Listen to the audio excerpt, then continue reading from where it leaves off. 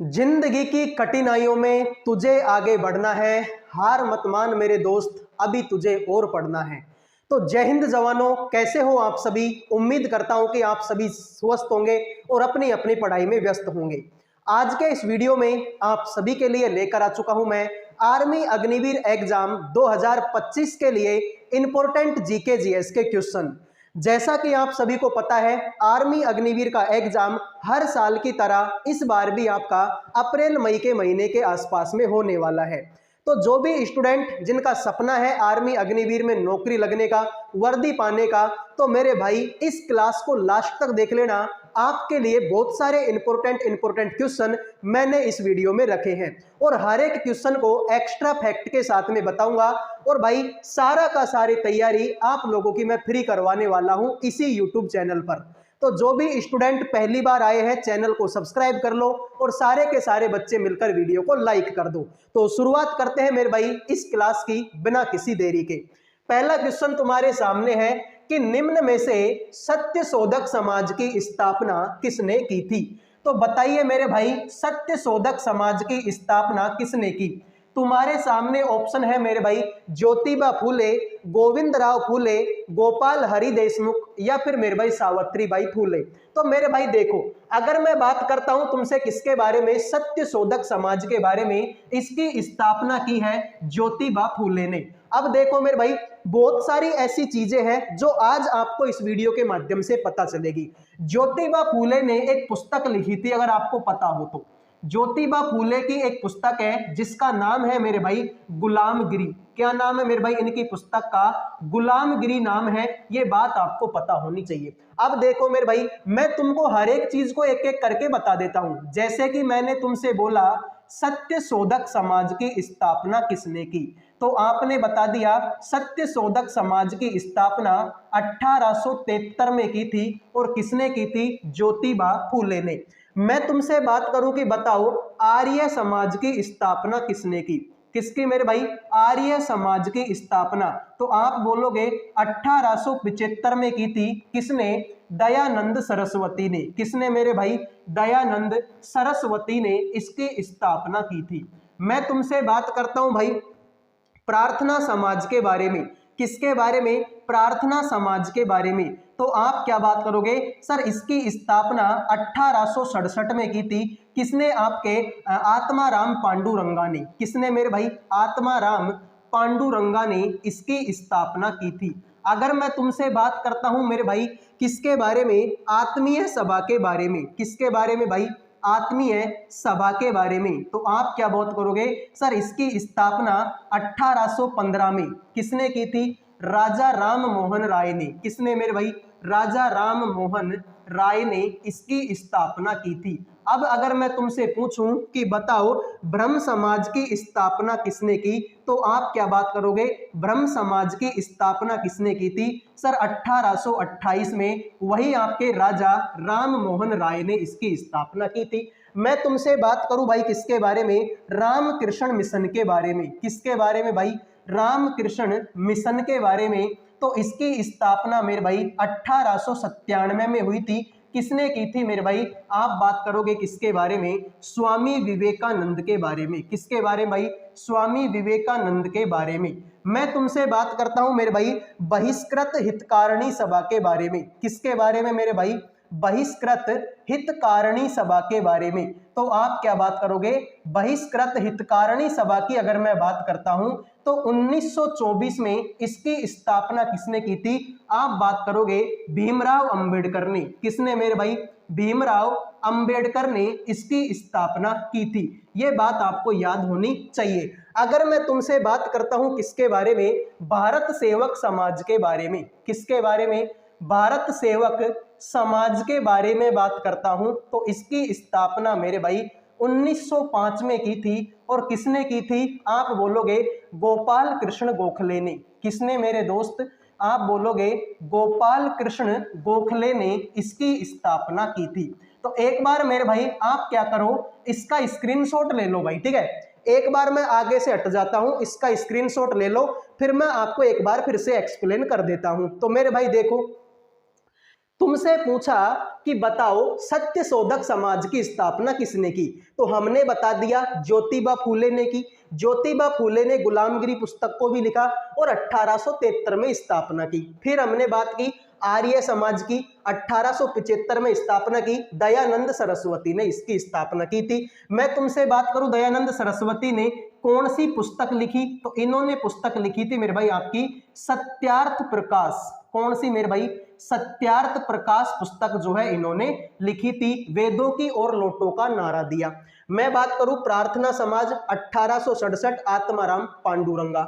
मैं बात करूं आत्मीय सभा 1815 राजा राम मोहन राय। मैं बात करूं ब्रह्म समाज 1828 वही राजा राम मोहन राय। मैं बात करूं रामकृष्ण मिशन 1897 स्वामी विवेकानंद। मैं बात करूं बहिष्कृत हितकारिणी सभा 1924 भीमराव अंबेडकर। और मैं बात करता हूं भारत सेवक समाज 1905 गोपाल कृष्ण गोखले। तो सबका स्क्रीनशॉट लो, फिर अगले सवाल पर बढ़ेंगे। ठीक है, अब बढ़ता हूं मेरे भाई अगले सवाल पर। अगला सवाल मेरे भाई आपके सामने है, देवप्रयाग में भागीरथी खाली स्थान से मिलती है। क्या कोसी नदी से मिलेगी, यमुना नदी से मिलेगी, अलकनंदा, या फिर मेरे भाई आपके घाघरा? बताओ मेरे भाई कि देवप्रयाग में जो भागीरथी नदी है वो किससे मिलती है? तो मेरे भाई देखो, अब आपने सुना होगा पंचप्रयाग के बारे में, नहीं सुना तो मैं सुना देता हूं भाई। ठीक है, आपने किसके बारे में सुना होगा? पंचप्रयाग के बारे में सुना होगा। नहीं सुना तो मैं बता देता हूं कि मेरे भाई 5 प्रयाग हैं। अब कौन कौन से प्रयाग है वो देख लो मेरे भाई। सबसे पहले तो आप यही लिख लो, कौन सा? देवप्रयाग। कौन सा मेरे भाई? देवप्रयाग लिख लो। इसके अलावा दूसरा आप लिखो मेरे भाई, कौन सा? कर्णप्रयाग लिख लो। कौन सा मेरे भाई? कर्णप्रयाग लिख लो। तीसरा आप लिख लो मेरे भाई, कौन सा? रुद्रप्रयाग लिख लो। कौन सा मेरे भाई? रुद्रप्रयाग लिख लो। एक आप लिख लो मेरे भाई नंदप्रयाग लिख लो। कौन सा मेरे भाई? नंदप्रयाग लिख लो। और एक मेरे भाई कौन सा लिख लो? विष्णुप्रयाग लिख लो। कौन सा मेरे भाई? विष्णुप्रयाग लिख लो। हो गए मेरे भाई आपके 5 प्रयाग। कौन कौन से? देवप्रयाग, कर्णप्रयाग, रुद्रप्रयाग, नंदप्रयाग और आपके विष्णुप्रयाग। अब देखो मेरे भाई, मैं तुमसे बात करूं देवप्रयाग में कौन सी नदी मिलती है, तो मेरे भाई देखो अलकनंदा इसमें भी होगी। कौन सी मेरे भाई? अलकनंदा तो मिलेगी मिलेगी, इसमें भी अलकनंदा मिलेगी। कौन सी मेरे भाई? अलकनंदा इसमें भी मिलेगी, अलकनंदा इसमें भी मिलेगी। ठीक है भाई, अलकनंदा इसमें भी होगी, अलकनंदा इसमें भी होगी। ठीक है भाई, और अलकनंदा इसमें भी होगी। ठीक है भाई, यानी कि अलकनंदा तो आएगी आएगी। ठीक है भाई, अलकनंदा सब में कॉमन है। अब देखो, मैं अगर बात करूंगा देवप्रयाग के बारे में, तो अलकनंदा किससे मिल जाएगी? भागीरथी नदी से मिल जाएगी। किससे मेरे भाई? भागीरथी नदी से मिल जाएगी। कर्णप्रयाग के बारे में बात करूंगा, अलकनंदा मेरे भाई किससे मिलेगी? पिंडारी नदी से मिल जाएगी। किससे? पिंडारी नदी से। रुद्रप्रयाग की बात करूंगा तो अलकनंदा मेरे भाई किससे मिलेगी? मंदाकिनी से मिलेगी। किससे मेरे भाई?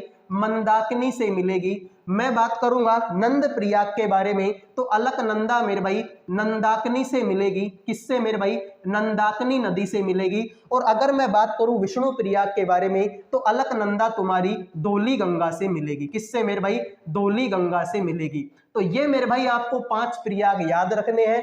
तो हमसे बात हुई थी देवप्रयाग में भागीरथी किससे मिलेगी, तो सर अलकनंदा से मिलेगी। तो जिन बच्चों ने 3 आंसर दे दिया उनका सही है, बाकी सभी का मेरे भाई गलत हो गया। तो इन सबको नोट कर लो मेरे भाई, पांचों के पांचों प्रयाग इंपोर्टेंट है और एग्जाम में आने लायक है। क्लियर है मेरे भाई? तो जितने भी हमारे जवान इस क्लास को देख रहे हैं, सारे के सारे भाई वीडियो को लाइक कर दो और कमेंट के माध्यम से बता दो कि क्या ये क्लास आपको शानदार लग रही है कि ठीक है। और ऐसे ही क्लास क्या आप आगे भी चाहते हो क्या मेरे भाई? शानदार तरीके से तुमको पढ़ाया जाएगा। आ जाओ अगला मेरे भाई, अर्थशास्त्र पुस्तक को किसके द्वारा लिखा गया? बताओ मेरे भाई, सवाल का राइट आंसर आपका क्या होगा? ठीक है, तो बताओ मेरे भाई, अर्थशास्त्र जो पुस्तक है वो मेरे भाई किसके द्वारा इनमें से लिखी गई? वासुदेव के द्वारा, कौटिल्य के द्वारा, मेगस्थनीज के द्वारा, या फिर मेरे भाई आपके विशाखदत्त के द्वारा? अब देखो मेरे भाई, अर्थ का मतलब क्या होता है? अर्थ का मतलब होता है भाई पैसा, और शास्त्र का मतलब क्या होता है? ग्रंथ। यानी कि अर्थशास्त्र का मतलब क्या होता है? ऐसा ग्रंथ जो पैसों से संबंधित हो, इकोनॉमिक्स। यानी कि इकोनॉमिक्स को बोलते हैं आप क्या, अर्थशास्त्र। लेकिन भाई यहाँ पर जिस अर्थशास्त्र की बात हो रही है, ये अर्थशास्त्र पैसों से संबंधित नहीं था, ये अर्थशास्त्र आपका राजनीति से संबंधित था। किससे मेरे भाई, राजनीति से। और राजनीति करने में कौन महान है मेरे भाई, सर कौटिल्य। ठीक है भाई, कौटिल्य, जिनको हम किस नाम से जानते हैं सर, कौटिल्य को हम चाणक्य के नाम से भी जानते हैं। किसके नाम से मेरे भाई, चाणक्य के नाम से भी जानते हैं। और इनको तो मेरे भाई हम विष्णुगुप्त के नाम से भी जानते हैं। किसके नाम से मेरे भाई, विष्णुगुप्त के नाम से भी जानते हैं। अब देखो मेरे भाई, कुछ ऐसी पुस्तक हैं जो एग्जाम में पूछी जाएगी, 100% गारंटी है उनकी। ठीक है, तो लिखो मेरे भाई, मैं तुमसे बात करूं, बताओ इंडिका पुस्तक के लेखक कौन है। फटाफट से, अगर आपको भी आता है तो आप कमेंट कर दो। मैं तुमसे पूछूं कि बताओ कामसूत्र पुस्तक के लेखक कौन है, किसके बारे में, कामसूत्र पुस्तक के बारे में। मैं तुमसे बात करता हूं मेरे भाई किसके बारे में, कामसूत्र हो गई। मैं तुमसे बात करता हूं किसके बारे में, आपके कादंबरी के बारे में। किसके बारे में, कादंबरी के बारे में तुमसे बात करूं। मैं तुमसे बात करता हूं किसके बारे में, हर्ष चरित्र के बारे में।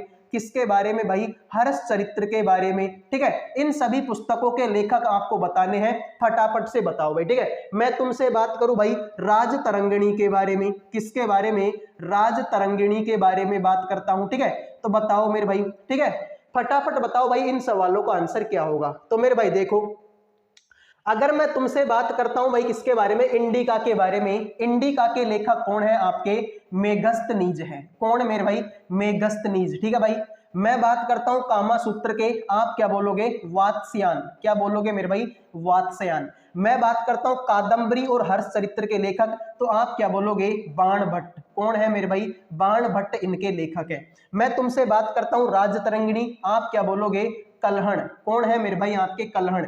मैं तुमसे बात करूं कि राजतरंगिणी में किसका उल्लेख मिलता है, तो राजतरंगिणी में मेरे भाई किसका उल्लेख मिलेगा, आप बोलोगे सर इसमें उल्लेख मिलेगा जम्मू कश्मीर के राजाओं का। किसका मेरे भाई, जम्मू कश्मीर के राजाओं का उल्लेख मिलता है किसमें मेरे भाई, आपके राजतरंगिणी में। ठीक है, तो ये बात आपको याद होनी चाहिए। मैं तुमसे बात करूं कि बताओ बुद्ध चरित्र के लेखक कौन है। किसके मेरे भाई, बुद्ध चरित्र के लेखक, तो आप क्या बोलोगे, अश्वघोष। कौन है मेरे भाई, अश्वघोष जो है बुद्ध चरित्र के लेखक है। मैं तुमसे बात करता हूं मेरे भाई हर्षवर्धन की पुस्तकों के नाम बताओ भाई। ठीक है, मैं तुमसे बात करूं कि सम्राट हर्षवर्धन ने कौन कौन सी पुस्तक लिखी, मुझे बताओ। तो तुम क्या बताओगे, सर इन्होंने तो नागानंदा लिखी। कौन सी मेरे भाई, नागानंदा इन्होंने लिखी। इन्होंने तो मेरे भाई रत्नावली लिखी। कौन सी मेरे भाई, रत्नावली इन्होंने लिखी। इन्होंने तो मेरे भाई आपके प्रियदर्शिका भी लिखी। कौन सी मेरे भाई, प्रियदर्शिका पुस्तक के भी लेखक कौन है मेरे भाई, सर ये तो हमारे हर्षवर्धन है। अब देखो मेरे भाई, अगर मैं तुमसे बात करूं किसके बारे में, कालिदास के बारे में, क्योंकि कालिदास की पुस्तकें भी एग्जाम में आती है। किसके मेरे भाई, कालिदास की पुस्तकें भी एग्जाम में आती हैं। तो कालिदास के बारे में बात करें, इन्होंने लिखी मेरे भाई कौन सी, अभिज्ञान शाकुंतलम।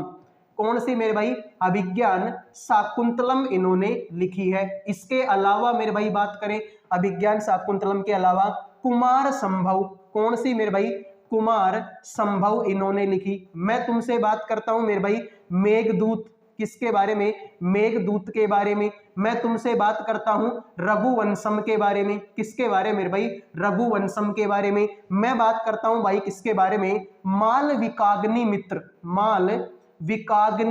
मालविकाग्नि मित्र, इस पुस्तक के लेखक भी कौन है, आपके कालिदास हैं। ये बात आपको याद होनी चाहिए। मैं तुमसे बात करूं मेरे भाई कि यंग इंडिया के लेखक कौन है, पेन का कलर चेंज करते भाई। ठीक है,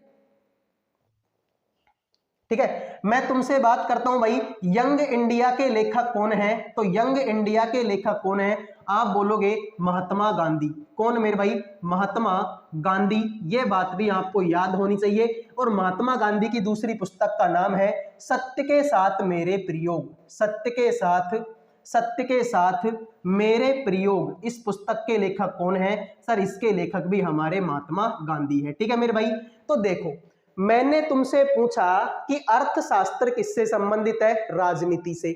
मैंने तुमसे पूछा अर्थशास्त्र को किसके द्वारा लिखा, कौटिल्य के द्वारा। कौटिल्य का दूसरा नाम चाणक्य और विष्णुगुप्त। मैंने तुमसे बात की, बताओ इंडिका के लेखक कौन है? मेगस्थनीज। कामसूत्र के वात्स्यायन, कादंबरी और हर्षचरित्र के बाणभट्ट, राजतरंगिणी के कलहण। राजतरंगिणी संस्कृत भाषा में लिखी और जम्मू कश्मीर के राजाओं का उल्लेख मिलता है। बुद्ध चरित्र के लेखक अश्वघोष हैं। हर्षवर्धन ने नागानंदा लिखी, रत्नावली लिखी और प्रियदर्शिका लिखी। कालिदास ने अभिज्ञान शाकुंतलम लिखी, कुमार संभव लिखी, मेघदूत लिखी, रघुवंशम, मालविकाग्निमित्र लिखी। यंग इंडिया के लेखक महात्मा गांधी है और सत्य के साथ मेरे प्रयोग, माई एक्सपेरिमेंट विद ट्रूथ, इस पुस्तक के लेखक भी कौन है? महात्मा गांधी। तो मैं आगे से हट जाता हूं, इनका स्क्रीनशॉट लो भाई, ठीक है। मैं आगे से हट जाता हूं, इनका स्क्रीनशॉट लो, फिर अगले सवाल पर बढ़ेंगे। क्लियर है मेरे भाई? ले लिया स्क्रीनशॉट। अब बढ़ते हैं अगले सवाल पर। अगला सवाल है भाई, निम्नलिखित में से कौन सा अप्रत्यक्ष कर का उदाहरण है? बताओ भाई, अप्रत्यक्ष कर का उदाहरण क्या है? बताओ भाई, फिल्मों के लिए निगम कर, उपहार कर, जीएसटी, या फिर मेरे भाई आपका संपत्ति कर। ठीक है भाई, बिल्कुल। तो बताइए भाई सवाल का आंसर क्या होगा। अब देखो भाई, मैं तुमको बताऊं कि अप्रत्यक्ष कर क्या होता है। एक तो चीजें होती है प्रत्यक्ष, एक चीजें होती है अप्रत्यक्ष।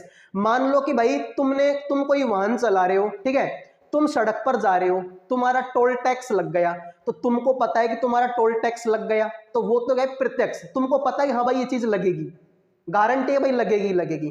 तुम्हारे पास में ज्यादा पैसे हैं, तुमको पता है कि इनकम टैक्स आएगी, ठीक है, तो ये तो प्रत्यक्ष कर हो गई।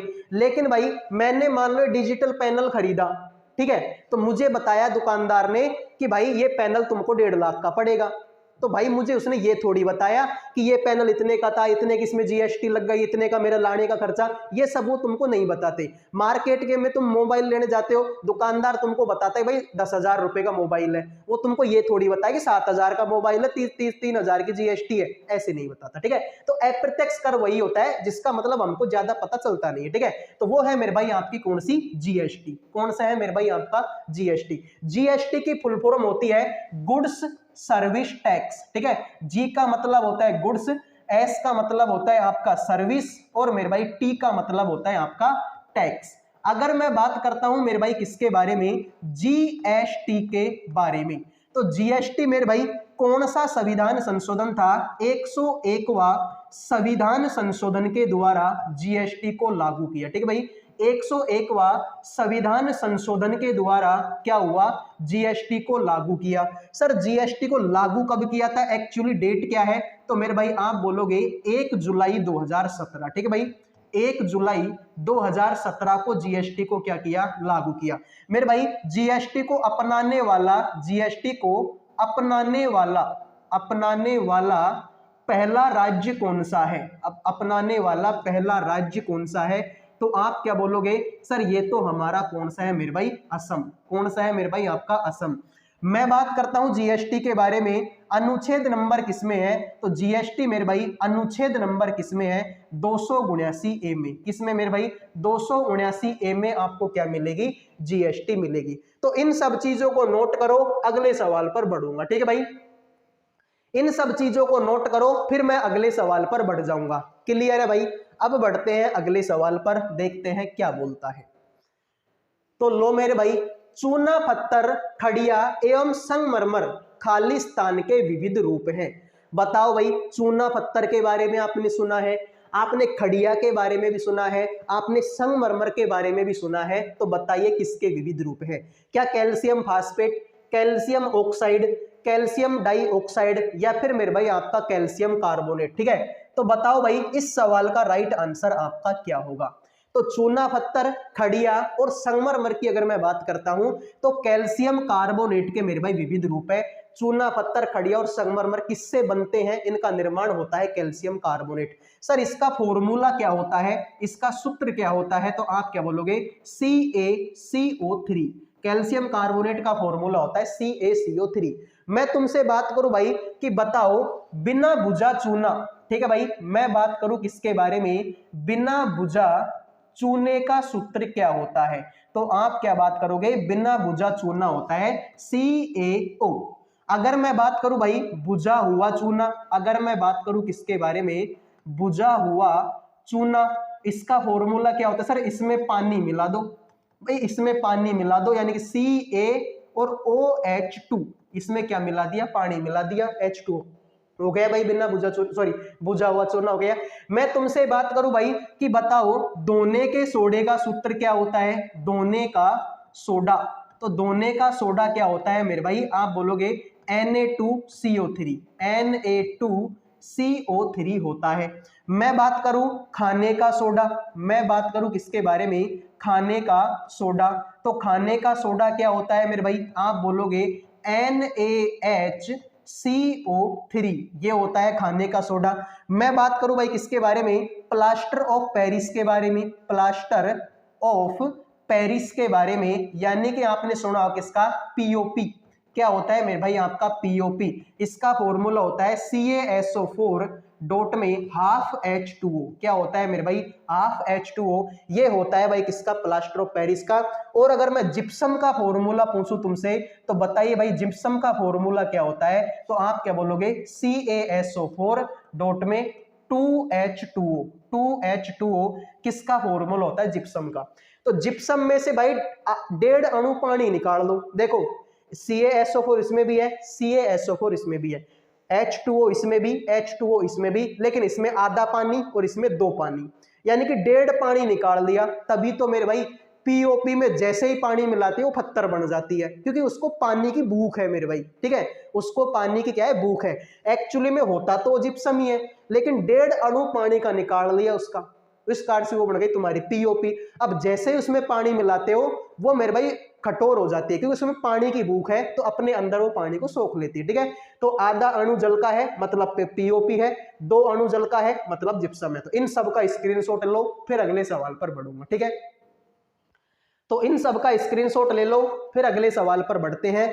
तो मेरे भाई देखते हैं आंसर, अगला प्रश्न क्या है। सीवी चंद्रशेखर खालिस्तान में उनके योगदान के लिए पद्म भूषण से सम्मानित किया गया। बताओ भाई सीवी चंद्रशेखर को उनके किस में योगदान के लिए पद्म भूषण से सम्मानित किया। तो मेरे भाई आप लोगों से पूछा है कि बताओ सीवी चंद्रशेखर, ठीक है भाई, सीवी चंद्रशेखर किस नृत्य के कलाकार हैं, मणिपुरी, कथक, कुचिपुड़ी या फिर मेरे भाई भरतनाट्यम। तो देखो मेरे भाई भरतनाट्यम कहाँ का है सर, ये तमिलनाडु का, ठीक है भाई, भरतनाट्यम मेरे भाई कहाँ का है, आप बोलोगे ये तमिलनाडु का है। मैं तुमसे बात करूं कुचिपुड़ी, सर ये आंध्र प्रदेश का, कहाँ का मेरे भाई, आंध्र प्रदेश का। कच्चीपुड़ी कहाँ की रह गई, आंध्र प्रदेश की।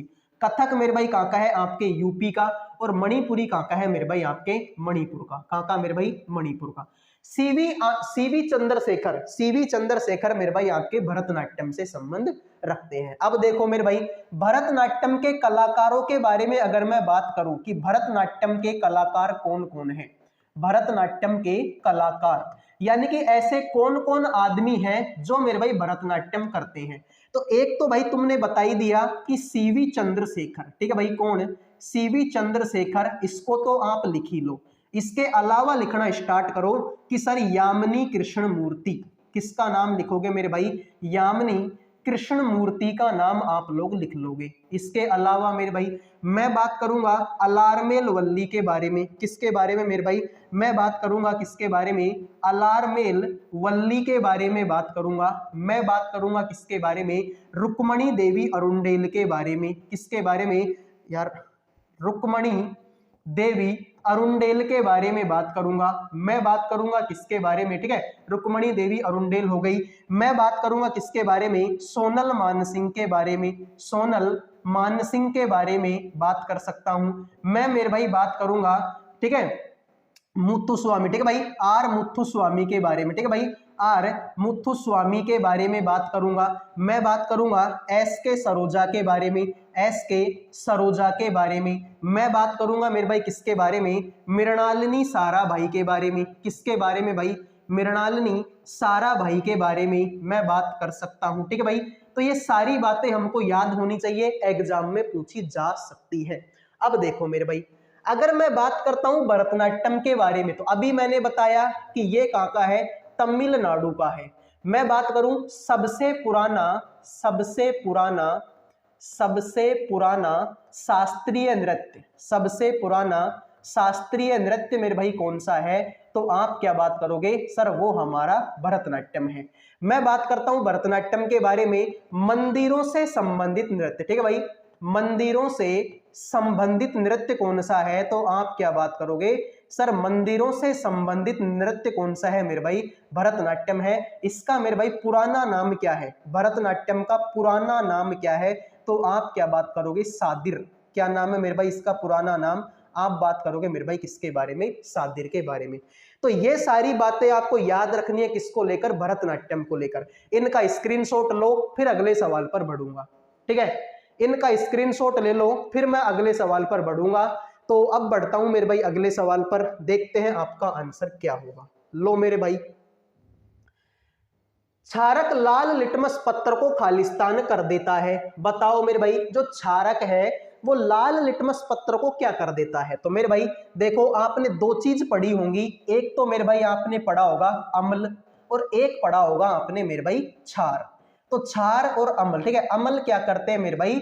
सर ये क्या करते हैं? नीले लिटमस को क्या करते हैं सर? ये नीले लिटमस को क्या करते हैं? नीले लिटमस को लाल करते हैं, ठीक है भाई, ये बात आपको याद होनी चाहिए। और क्षार क्या करते हैं मेरे भाई? सर क्षार जो है लाल लिटमस को क्या करते हैं? सर लाल लिटमस को ये क्या करते हैं मेरे भाई? नीला करते हैं। कैसा करते हैं? नीला, ठीक है। तो लाल लिटमस को कैसा करेंगे? नीला करेंगे। याद कैसे रखेंगे मेरे भाई? इसकी ट्रिक लिख लो, ठीक है भाई, इसकी ट्रिक लिख लो, छालानी। क्या लिख लो मेरे भाई? छालानी। यानी कि छाल क्या करेंगे? क्षार क्या करेंगे? लाल को नीला करेंगे। और इसकी ट्रिक लिख लो भाई, इसकी ट्रिक लिख लो, अनिल की, ठीक है, अनिल लिख लो मेरे भाई, क्या कर लो? अनिल। यानी कि अमल क्या करेंगे? नीले को लाल करेंगे, ठीक है। मैं बात करता हूं अमल के बारे में, स्वाद में क्या होते हैं? स्वाद में खट्टे होते हैं, ठीक है भाई, स्वाद में क्या होते हैं? खट्टे। मैं बात करता हूं क्षार क्या होते हैं? स्वाद में कड़वे होते हैं, ठीक है भाई, स्वाद में कड़वे होते हैं। अगर मैं तुमसे बात करूं कि बताओ, जब मैं अम्ल और क्षार की अभिक्रिया करवा दूं, ठीक है मेरे भाई, अम्ल और क्षार की अभिक्रिया करवा दूं तो किसका निर्माण होगा? ठीक है भाई, तो लिख लो तुम, अगर अम्ल, ठीक है, अम्ल व क्षार की अभिक्रिया में, अम्ल व क्षार की अभिक्रिया में, क्षार की अभिक्रिया में, अम्ल व क्षार की अभिक्रिया में, अभिक्रिया में लवण का निर्माण होता है, ठीक है भाई, किसका निर्माण होता है? लवण का निर्माण होता है। कैसे निर्माण होता है मेरे भाई? ये भी बता दो जरा, ठीक है भाई, कैसे निर्माण होता है ये भी बता दो। तो मैं एक अम्ल लेता हूं मेरे भाई, HCl, हाइड्रोक्लोरिक अम्ल है ये। अगर मैं क्षार ले लूं NaOH, NaOH, तो मेरे भाई क्या होगा सर? देखो क्या होगा, Na मिल जाएगा किसके साथ में? Cl के साथ में। क्या मिलेगा? NaCl बन जाएगा, और ये दोनों आपस में मिल जाएंगे तो क्या बनेगा? H2O होता है, ठीक है, क्या होता है? H2O।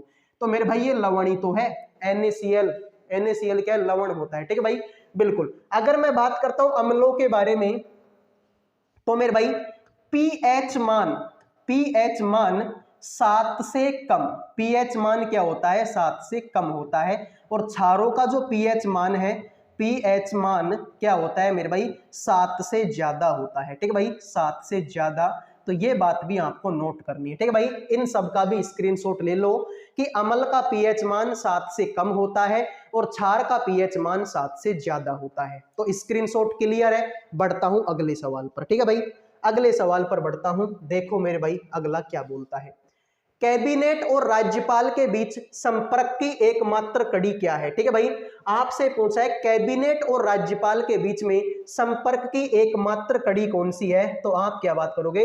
मुख्यमंत्री, राज्य लोक सेवा आयोग का अध्यक्ष, महाधिवक्ता, मुख्य चुनाव आयुक्त। मेरे भाई कैबिनेट और राज्यपाल के बीच में संपर्क कौन करवाएगा? मेरे भाई मुख्यमंत्री करवाएगा। कौन करवाएगा? मुख्यमंत्री।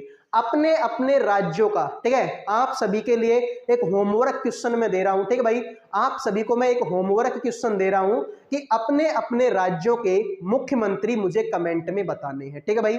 जो भी बच्चा इस क्लास को देखता है और जो यहां तक आ पहुंचा है, मेरी तरफ से उसको एक होमवर्क क्वेश्चन है कि अपने अपने राज्यों के मुख्यमंत्री कमेंट में बता के जाने सर हमारे मुख्यमंत्री का नाम तो ये है, ठीक है। अब देखो मेरे भाई, यहां पर एक शब्द आया क्या? राज्यपाल। तो मेरे भाई राज्यपाल के अनुच्छेद लिख लो आप, ठीक है भाई, आप लिख लो मेरे भाई, राज्यपाल के अनुच्छेद लिख लो, एग्जाम में आ सकते हैं। ठीक है भाई, राज्यपाल के अनुच्छेद एग्जाम में आ सकते हैं। जैसे कि अनुच्छेद नंबर 153 में बोला गया है प्रत्येक राज्य में राज्यपाल होगा, प्रत्येक राज्य में राज्यपाल होगा, प्रत्येक राज्य में राज्यपाल होगा। ये बात बोली है किसमें? अनुच्छेद 153 में। मैं बात करूं अनुच्छेद नंबर 154 में राज्यपाल की कार्यपालिका शक्ति, राज्यपाल की कार्यपालिका शक्ति किसमें है? अनुच्छेद नंबर 154 में। मैं तुमसे बात करूं 155 के बारे में, तो राज्यपाल की नियुक्ति।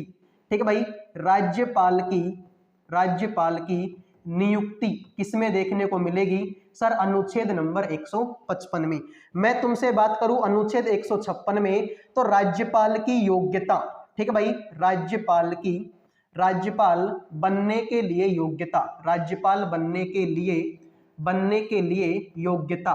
ठीक है भाई, कि राज्यपाल बनने के लिए क्या क्या काम जरूरी होता है। ठीक है भाई, मैं बात करता हूं 157 के बारे में, तो राज्यपाल पद के लिए शर्त। ठीक है भाई, राज्यपाल पद के लिए, ठीक है भाई, राज्यपाल पद की शर्तें कि भाई ये शर्तें होंगी, अगर राज्यपाल बनेगा तो ये काम कर सकता है, ये काम नहीं कर सकता। ठीक है भाई, अगर मैं बात करता हूं अनुच्छेद नंबर 159 में, तो मेरे भाई 58, ठीक है, 158 इंपोर्टेंट नहीं है, छोड़ दो, 159 लिखो, राज्यपाल की शपथ। ठीक है मेरे भाई, राज्यपाल की शपथ किसमें है? अनुच्छेद नंबर 159 में है। और एक और लिख लो मेरे भाई, लगे यार, अनुच्छेद नंबर 165 राज्य का महाधिवक्ता। ठीक है भाई, राज्य का महाधिवक्ता।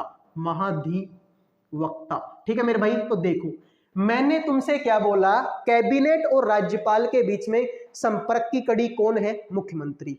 राज्यपाल के अनुच्छेदों के बारे में बात करता हूं, 153 में बोला कि प्रत्येक राज्य में एक राज्यपाल होगा, 154 में बोला राज्यपाल की कार्यपालिका शक्ति, 155 में बोला राज्यपाल की नियुक्ति, 156 में बोला राज्यपाल बनने के लिए योग्यता, 157 में राज्यपाल पद की शपथ शर्तें, 159 में राज्यपाल की शपथ और 165 में राज्य का महाधिवक्ता। ठीक है, इन सब का स्क्रीनशॉट ले लो, फिर मैं बढ़ूंगा अगले सवाल पर। ठीक है भाई, इन सब का